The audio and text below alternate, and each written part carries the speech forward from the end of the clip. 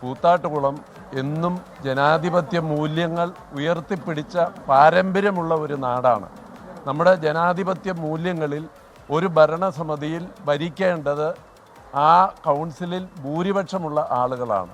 India രാജ്യത്ത് പ്രധാനമായി fascist ശക്തികൾ ഭരണകൂടത്തെ അവരുടെ അധികാരം ഉപയോഗിച്ച് കയ്യാളിക്കൊണ്ട് ജനാധിപത്യത്തെ അട്ടിമറിക്കാൻ ശ്രമിക്കുമ്പോൾ കഴിഞ്ഞ ജനുവരി 18 കൂത്താട്ടുകുളം നഗരത്തിൽ MC റോഡിൽ ജനാധിപത്യത്തെ പിച്ച് ചീന്തിയ നടപടിയാണ് നിങ്ങൾക്ക് കാണാൻ സാധിച്ചത്.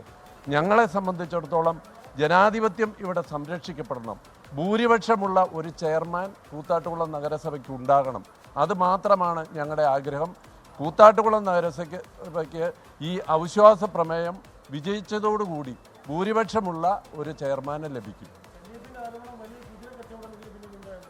കഴിഞ്ഞ ഭരണസമിതിയുടെ കാലഘട്ടത്തിൽ കോൺഗ്രസിൻ്റെ ഒരംഗത്തെയും ഐക്യജനാധിപത്യ മുന്നണിയുടെ പിന്തുണയോടുകൂടി വിജയിച്ച സ്വതന്ത്രനെയും ചാക്കിട്ട് പിടിച്ച് കാലുവാരി അധികാരത്തിലെത്തിയവർക്ക് അത് പറയാനുള്ള യാതൊരു ധാർമ്മികതയുമില്ല.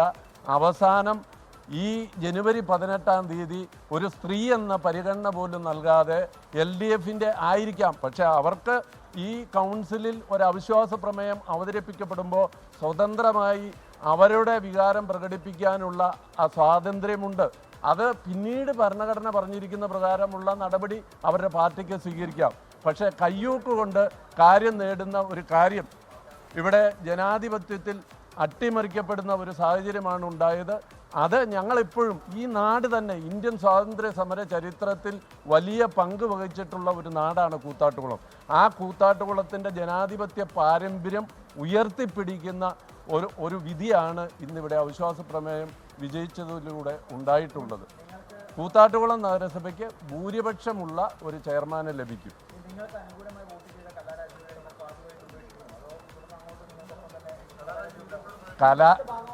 കലാരാജുവിനെ എന്ന് മാത്രമല്ല, ജനാധിപത്യ ചേരിയോട് സഹകരിക്കാൻ തയ്യാറായി വരുന്ന ഇനിയും മെമ്പർമാരുണ്ടെങ്കിൽ അവരെയും സംരക്ഷിക്കാൻ ഐക്യജനാധിപത്യ മുന്നണി തയ്യാറാകും. വരും ഇനിയും വരും, അവരെയും ഞങ്ങൾ സംരക്ഷിക്കും. ഒരു ഭരണസംഭരവും ഇല്ല. എന്താണ് ഇവിടെ DPC അനുമതി കിട്ടിയ എല്ലാ പദ്ധതികളും TS വാങ്ങി ടെൻഡർ വാങ്ങുന്ന നടപടികൾ കഴിഞ്ഞു. ടെൻഡർ എടുത്തിരിക്കുന്ന കോൺട്രാക്ടർമാർ ആ വർക്ക് ചെയ്യും. മഴയുടെ വല്ല കാലതാമസം വന്നാൽ മാത്രമേ ഉള്ളൂ, അല്ലാതെ വേറെ ഒരു ഭരണസമ്പന്നത്തിൻ്റെ സാഹചര്യവും ഇവിടെ ഇല്ല. മുന്നോട്ടുള്ള നടപടികൾ ഐക്യജനാധിപത്യ മുന്നണി നേതൃത്വവും കൗൺസിലർമാരും കൂട്ടായി തീരുമാനിച്ച് നടപ്പാക്കും. ആ നടപ്പാക്കുന്ന ഘട്ടത്തിൽ തീർച്ചയായും ശ്രീമതി കലാരാജുവിൻ്റെയും PG സുനിൽകുമാറിൻ്റെയും അഭിപ്രായങ്ങൾ കൂടി ഐക്യജനാധിപത്യ മുന്നണിയുടെ നേതൃത്വം പരിഗണിക്കും. UDFിൻ്റെ നിലപാടാണ് ഇപ്പോൾ പറഞ്ഞത്. തീർത്തും അതായത് ഒരു ഇലക്ഷനെ അഭിമുഖീകരിക്കാൻ നിൽക്കുന്ന കാലഘട്ടത്തിൽ 2-3 മാസങ്ങൾ കൂടി മാത്രം പെൻഡിംഗ് നിൽക്കുന്ന സമയത്താണ് കൂത്താട്ടുകുളം നഗരസഭയിലാണ് 12-നെതിരെ 13 വോട്ടുകൾക്ക് അവിശ്വാസ പ്രമേയം പാസ്സായത്. വലിയ രീതിയിൽ സംഘർഷഭരിത സാഹചര്യം ഉണ്ടായതാണ് കഴിഞ്ഞ തവണ വിശ്വാസം. ഇത്തവണ എന്തായാലും മുദ്രാവാക്യം വിളി ഒഴിച്ചു നിർത്തിയാൽ ഏതെങ്കിലും പ്രശ്നം ഉണ്ടായില്ല. ഭരണസ്തംഭനം ഉണ്ടാകുമെന്ന് LDF പറയുന്നു. ഭരണസ്തംഭനമല്ല, ഉണ്ടാകാൻ പോകുന്ന ഭരണ തുടർച്ച തന്നെയാണ് എന്നും പറയുന്നു UDF. കാത്തിരുന്ന് കാണാം.